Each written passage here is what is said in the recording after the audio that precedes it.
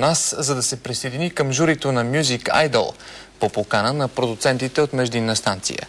Киркоров идва непосредствено след приключването на работата по последния си видеоклип, кадри от който сега ще видите за първи път.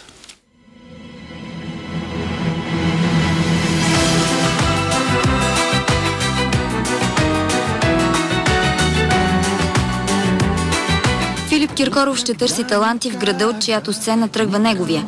Разказва, че летният театър в морската столица е мястото, където е израснал.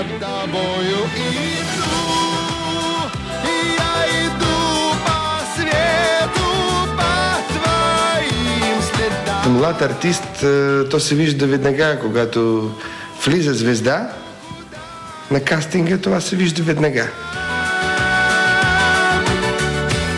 Във Варна Киркоров ще търси личности и дава пример с Висоцки, който е звезда не заради гласовите си възможности.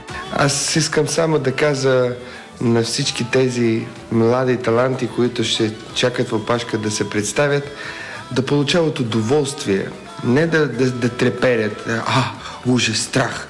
Не, когато влиза страх, излиза талант.